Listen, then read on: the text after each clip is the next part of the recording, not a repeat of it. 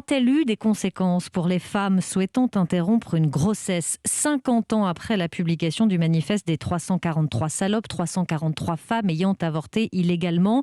La crise sanitaire a-t-elle compliqué l'accès à l'IVG?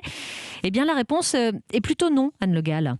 Alors, le monde médical s'est adapté pour faire respecter ce droit. Au printemps dernier, en raison des difficultés d'accès aux hôpitaux, le délai autorisé pour une IVG médicamenteuse en ville est passé de 7 à 9 semaines d'aménorrhée. Les téléconsultations se sont multipliées pour informer et délivrer les médicaments nécessaires. Cela a permis d'augmenter de 10% le nombre de femmes pouvant avoir recours à l'interruption de grossesse à domicile.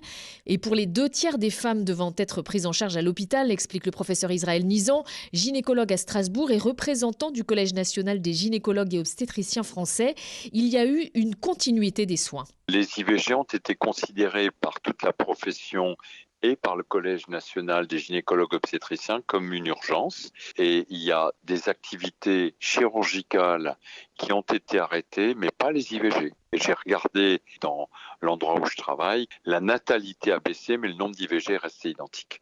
Il est encore un peu tôt pour avoir le détail des chiffres de 2020, mais a priori, pas de changement non plus dans le profil ou l'âge des femmes ayant eu recours à une interruption de grossesse durant cette crise sanitaire.